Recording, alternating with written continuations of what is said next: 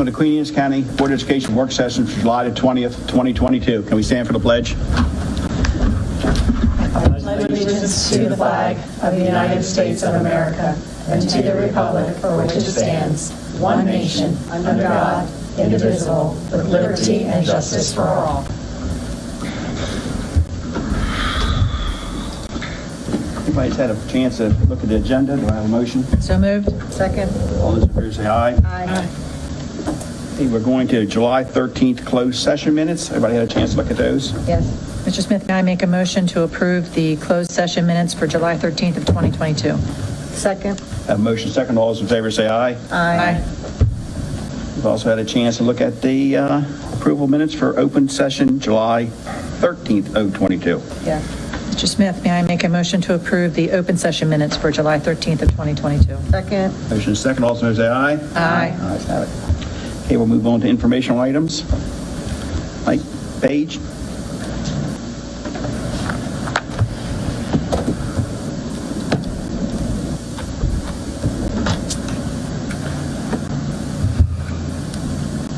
Start this off with, because this has been, I know, a concern. We've had a lot of parents talk to these our board members, and I'm sure you've gotten calls on this.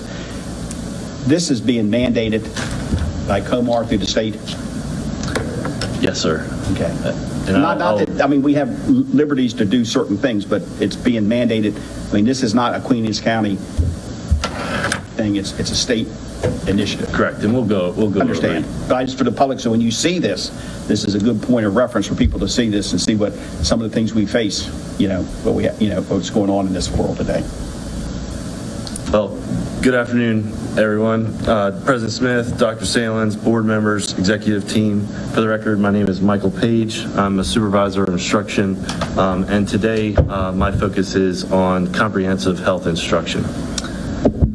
The purpose is to provide Queen Anne's County Board of Education with any updates on implementing the comprehensive health instruction for grades pre-K through 12. And as you said, President Smith, this is also to make sure that our community members are aware of what we're doing and, just being kind of transparent with everything. So just to give you all some general timeline background, the health education content that we instruct from and create curriculum from comes from Comar. So our standards are located there. The last time they were really updated was 2011. There was an amendment in 2016 for CPR and first aid requirements, and so that was kind of a requirement that was through House bills and Senate bills, so we had to end up putting that into Comar. And then finally, most recently, it was amended in 2019.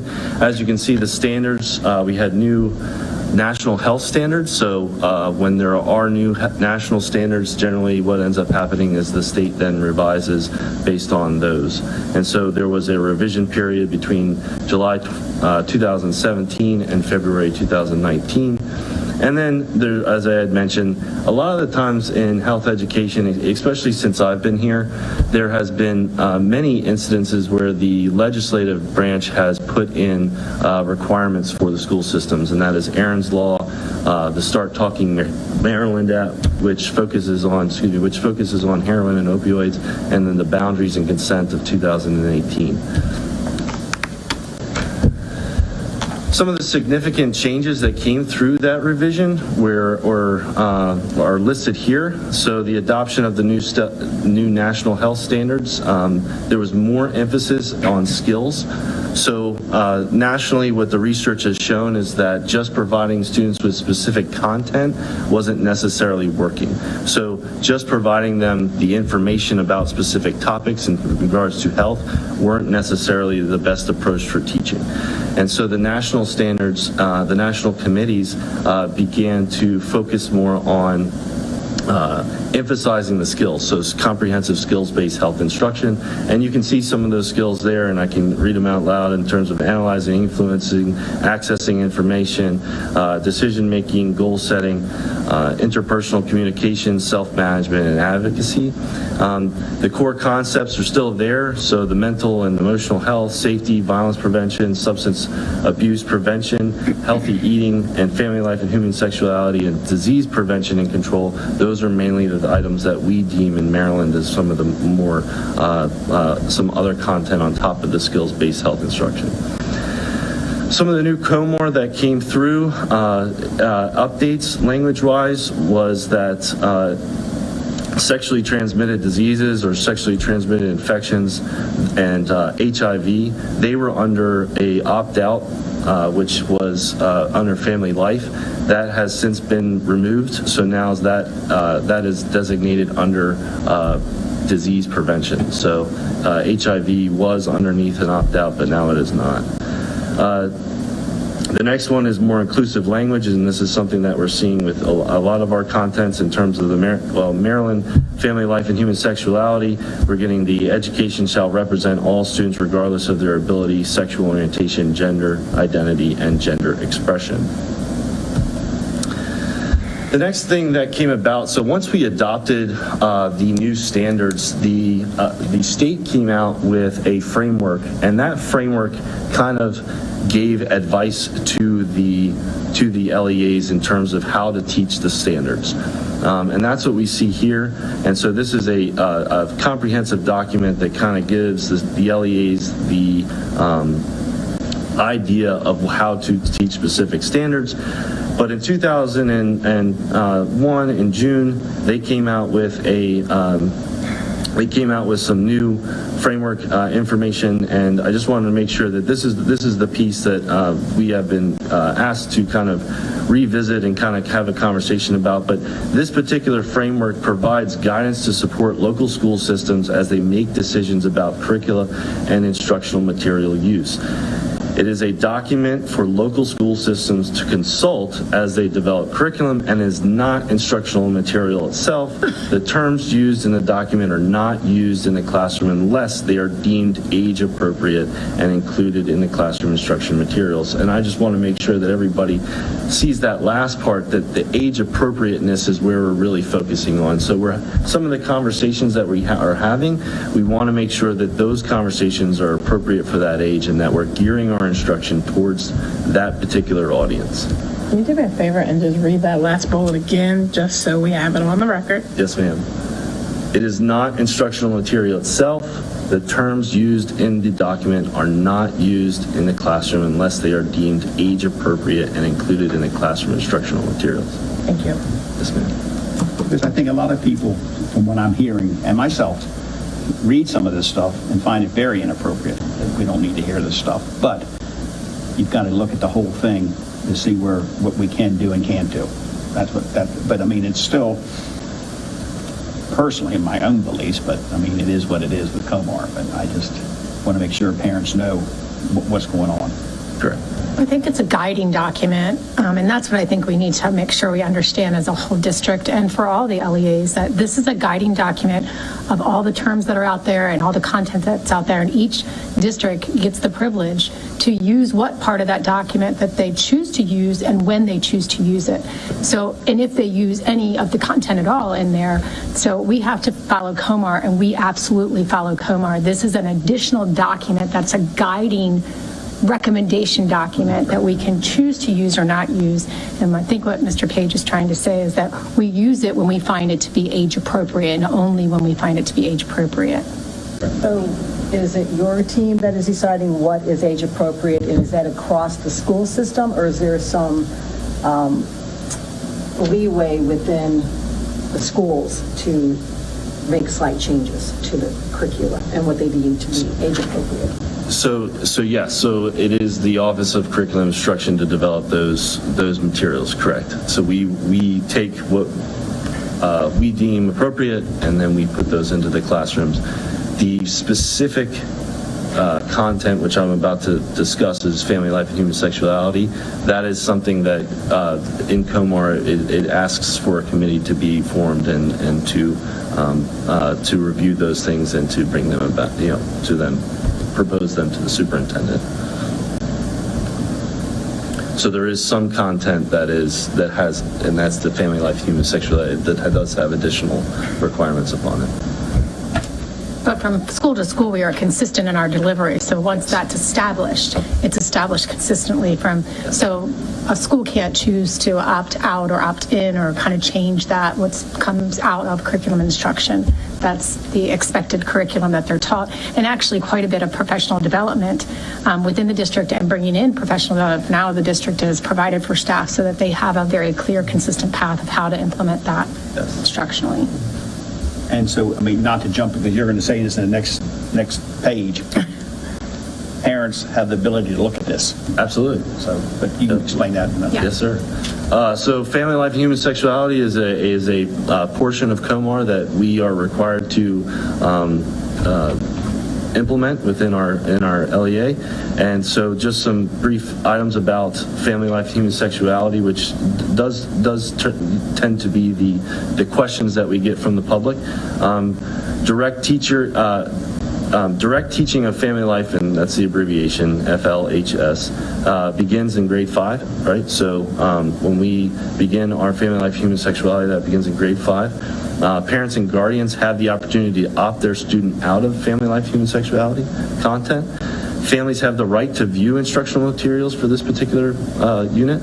And just as a continuation of that material, family life, human sexuality units are in grade 5, grade 7, and in high school, and are going to remain the same as we have done in the past as of right now. So, Mr. Page, as it relates to that guiding document, it starts much earlier than that, but our COMAR requirement is to start in 5th grade, and that's where we choose to start. We could start earlier. Correct. But our county has decided that we are going to meet COMAR regulation and start at grade 5 Correct. level and not before. Correct. Is that okay? Just want to clarify that. So would it be possible for us to get copies of this instructional material? Absolutely. Sure. Thank you. Yeah. And I think that's very important, because if people read this, and I've heard, K, 1st grade, 2nd grade, all this stuff. It's possible. Queen Anne's County, like Helen said, get a copy of this, look at it, and it doesn't start till 5, and you still have 2 chances. You can opt out. Yes.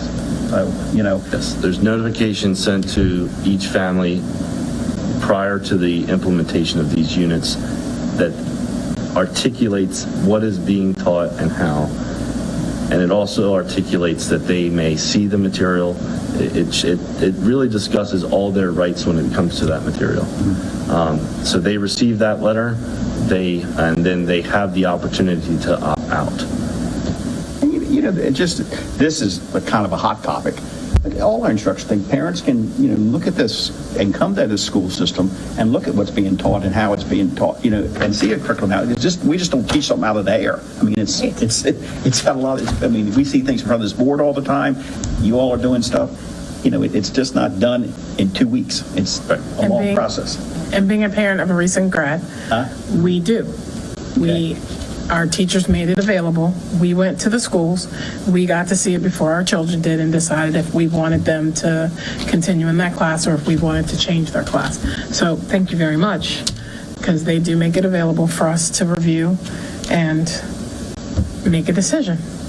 So. But I'm sorry, just to go back to your last thing, you said they have an option to opt out. They can opt out of this FLHS? Yes, ma'am. That's correct. Just can't out of the disease and prevention, sexual disease, or Correct. whatever that title was. Yeah, disease prevention is is more of a common, or not common, but it is not necessarily an opt-out opportunity. And so if they opt out of, if they were to choose to opt out, what do they do instead? That is we leave that up to the individual schools and or the teachers to work out with the parents. Okay. That content we want to respect the opinions of our community members. We want to make sure that we're meeting them where they feel is most comfortable. And if they need materials, we can provide that for them. If they want to have that instruction on their own, then we do allow that. So that is generally a case-by-case basis.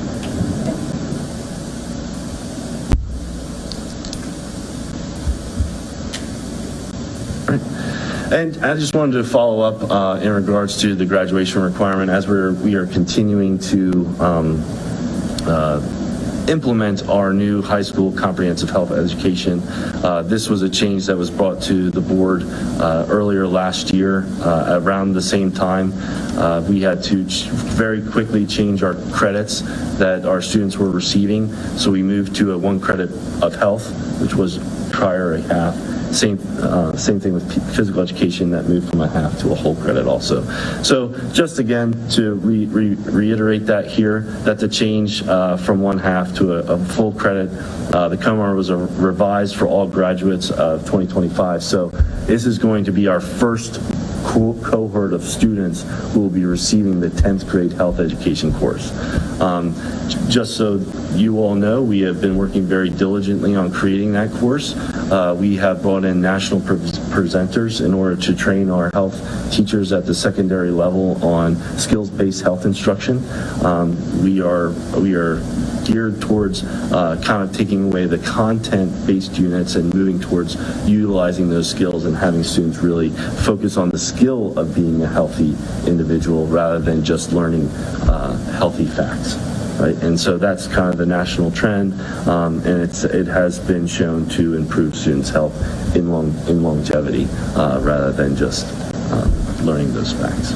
So we had summer school. We have kids who are doing Half credit. the half credit for that. Still right? trying. We had a very small, we were able to really get many of them through last year. I think we started out with almost 300, if I remember. It was pretty high. Yes. And I think we were down to less than 100, certainly at each school, so maybe 100 combined. But let me get those numbers to the board. But it was a much more reasonable amount this summer, and I know that we have kids that are participating right now. We tried, because of the change, we tried to offer as many avenues for those students to receive that credit, and including online, and we had the in-person also.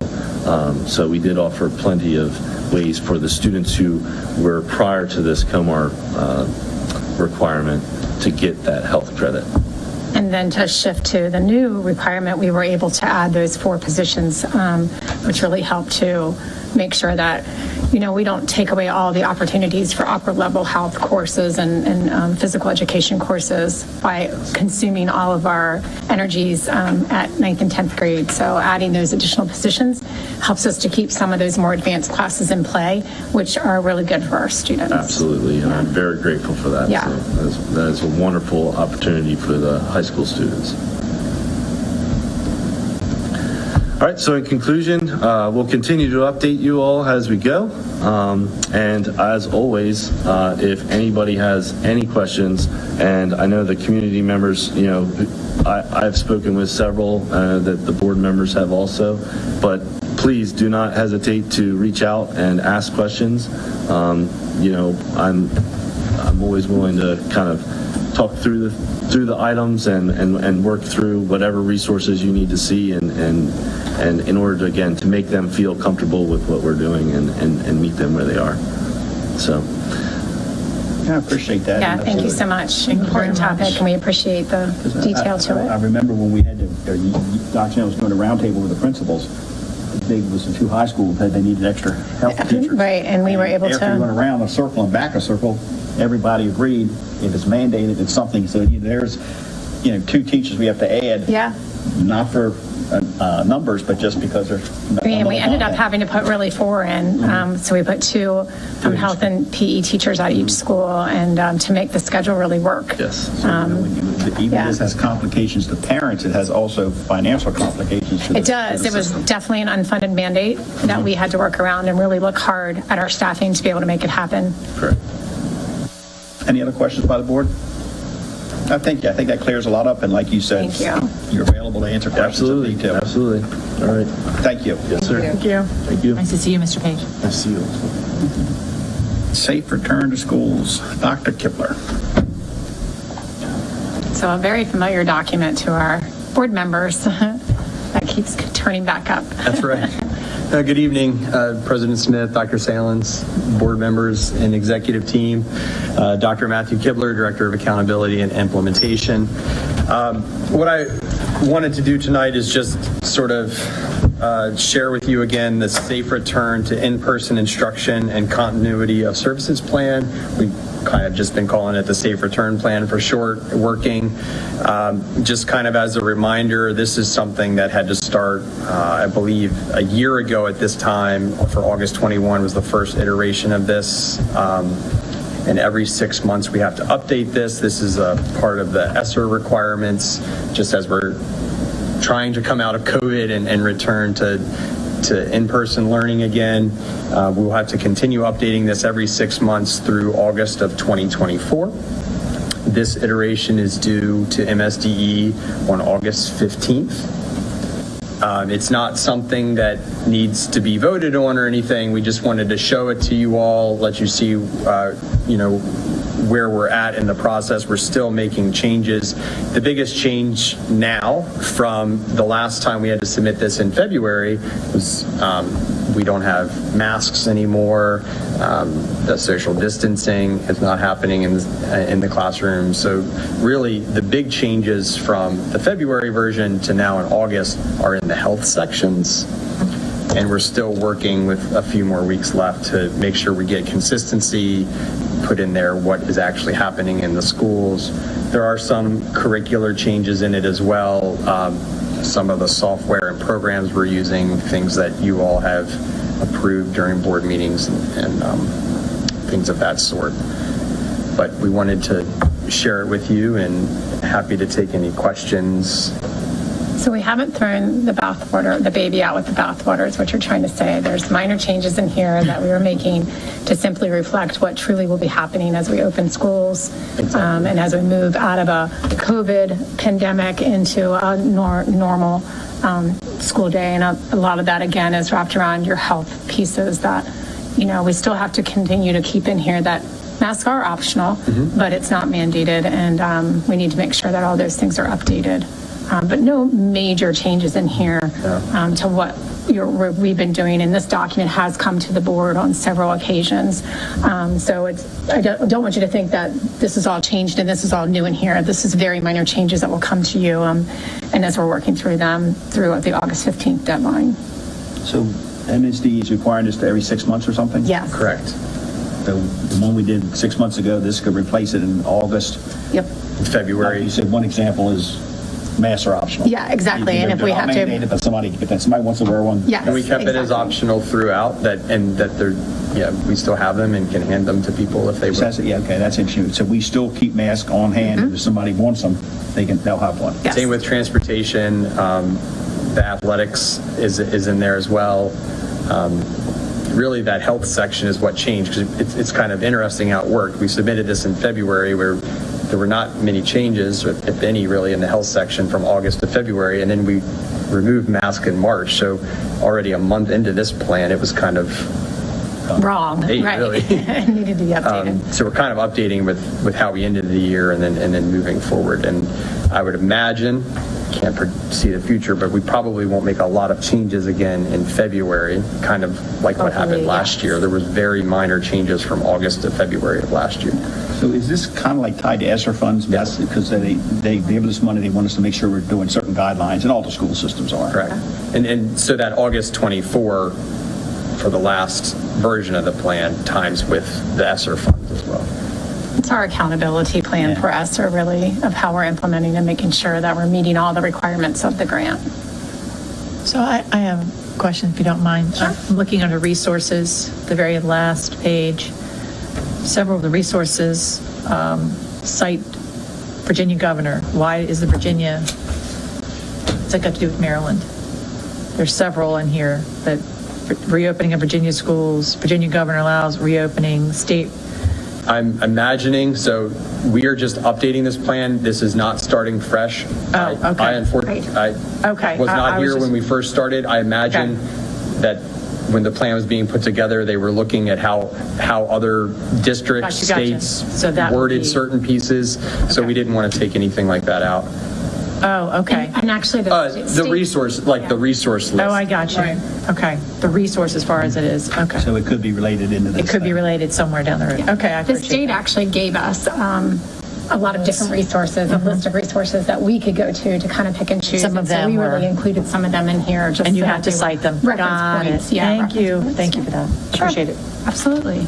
Any other questions by the board? No, thank you. Thank you, Dr. Kipper. Sure. Thank you. He's sitting right there. And you don't need to go anywhere. Here you go.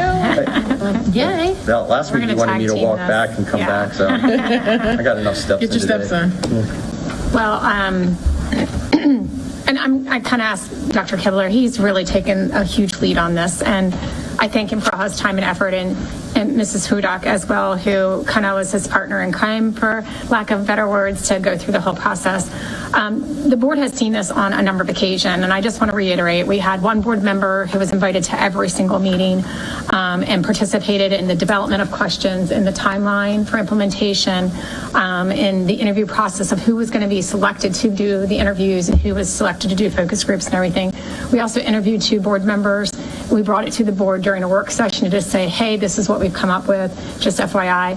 And I'm bringing it as a more public informational item. The formatting isn't exactly the same. We've played around with the format. The content is the same, and I want to reiterate that. I mean, when you're bringing a professional document, you want to make sure that it's right. So we have, Michael Bell, who's spent some time and energy, and certainly Land Power Waters, both of them have dedicated a lot of time and energy to just the design. So I don't want you to be distracted by the design, because the design looks different. We were actually finalizing it this morning so it could go to publication, but I want you to really focus on the content. The content hasn't changed. Really basically articulating the process and the timeline. And then really the core of what our work was the mission, vision, and the core values. And I'm so proud of them. I think that they're very clean mind. I think they're very relevant. I think they're very fresh. And the core values, we are here for students, and you can clearly see that our core values tie to our students. And then our goals, again, very clean, achievement, your safety, wellness, staffing, and engagement. Right up front, you know exactly what we're all about. We've included those goals. Those goals were a lot of time and energy went into those. Committees met time and hours to create these and really articulate them, and then we back map those objectives out of what we need to do. Anytime we had questions when we were trying to work on wording, I really tried to get our group focused back. Well, let's go back to the focus group and interview data. What were people trying to say here? Right. So that it wasn't, administrators or this committee writing this, but we were listening to the voice. people that we saw. Right. So we did make some change. I know that the board saw this at the retreat. We made a couple of changes. The portrait of grad isn't here. We did make the change for responsible. That's in there. That was finalized. that. I know that Mrs. Bennett didn't care for the way that we presented board members, so we tried to articulate that. We hope that this is acceptable and reflects what you wanted it to be. I did actually, since I am a board member, this morning I was like, I think I need to be on the bottom of that list, as I am a part of the board. So we did make that change. But I really want you just to focus on the content as an informational item tonight and not necessarily on the design of it. And so the design is going to be like an unveiling, and I'm super excited about that. But really, this is more on the content and the time and energy that went into it. And it really speaks the voice of not only our school, but of really our community, because we engage a lot of our stakeholders that, have a partnership with us, not just have a student here or maybe an organization or a partner like the Sheriff's Department, things like that. So that's an informational item. There's no regulation that says that the board has to vote on it. That's certainly something that the board can do if they choose to do that. There's no COMAR regulation that says that you have to have a strategic plan and that the board has to approve that. But it is your strategic plan. So that is in your purview to do that this evening. But I just wanted to bring it as an informational item to make sure that there are no finalized questions about the content before we move for publication. Question. When it first started off, I attended the first meeting, only one, so I'm Okay. only one. And I think then Helen was the board member Yep, on there. She was. Do you feel comfortable that there was enough public, because sometimes I've been on committees and different things, and somebody doesn't show up, and, I know you and I talked about that a little bit, make sure people are engaged. Do you feel that the public was? I do. Okay. I mean, especially when you start to look at, and I'm not going to share everybody that we talked to. No, I don't. I'm just a But 10,000 foot. when you look at the attendees of our focus groups and interviews, and you see how many of them wore multiple hats, their parents, they do work in community organizations. I really do feel like we got that voice. We were starting to get the same answers. You could start to think, you knew what they were going to say. The students were saying the same things that the parents and staff members and principals. I do feel like we captured all of those groups. I'm actually really proud of that.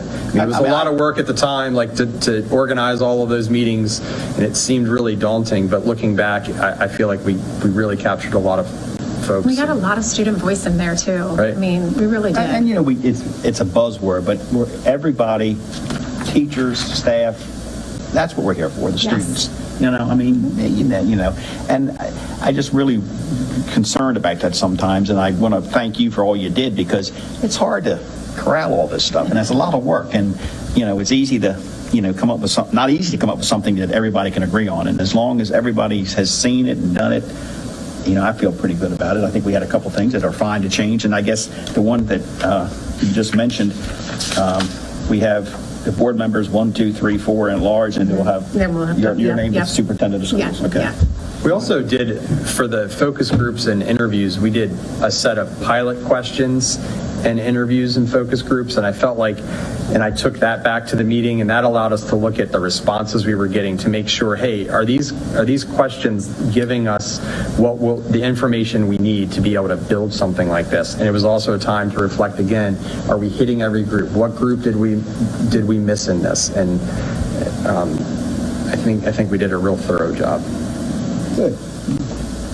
I know it wasn't easy, but I appreciate all the time you put into this for myself. Any other board member have any questions? Okay, we've done that one. Thank you. Thanks. Thank you all. Okay, we've got contract approval, and for occupational therapy, and Dr. Spankel, going to do that? Yes. Yes.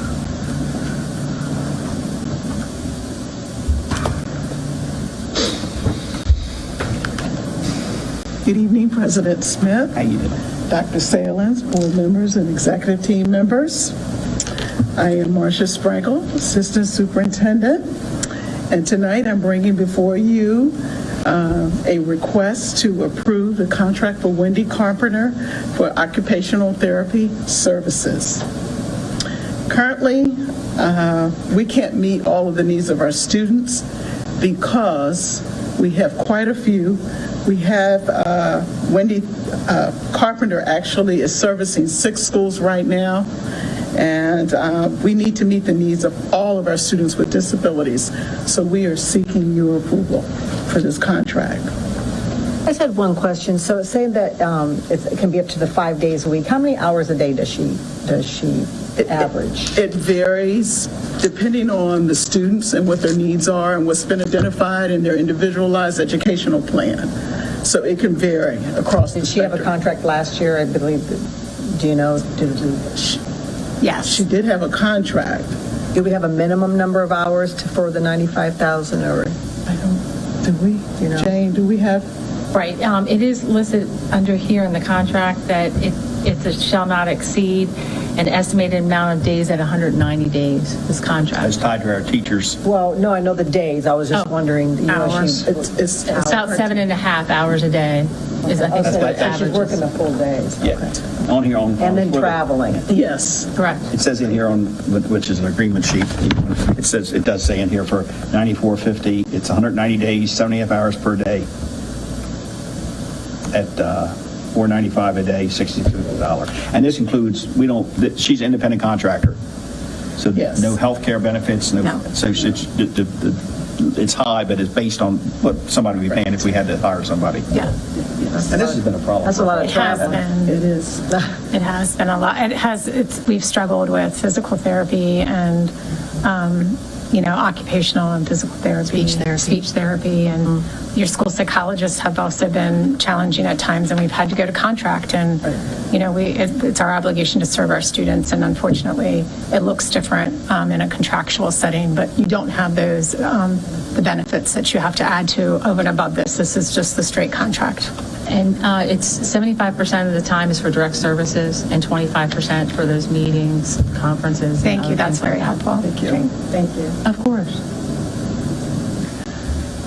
Any other questions by the board?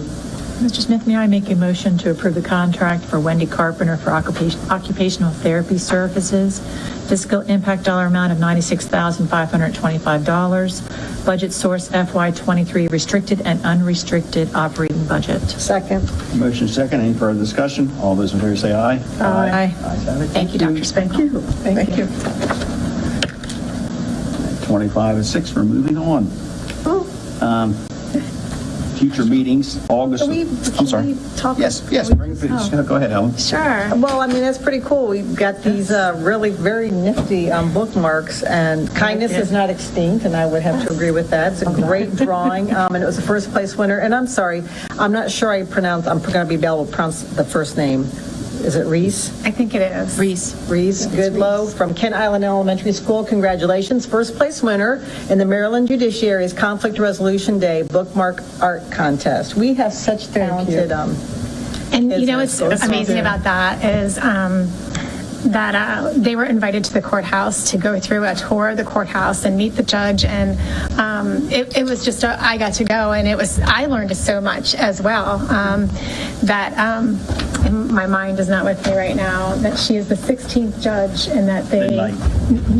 Thank you, Dr. Knight. Okay. Yeah, Judge Knight, and she's the 16th judge, the first woman judge, and that their terms are so long. So I learned so much from the experience, but it was delightful to see our students there and be recognized, and he is amazing. And I have one in my daytimer that I use right now. So That's awesome. Very cool.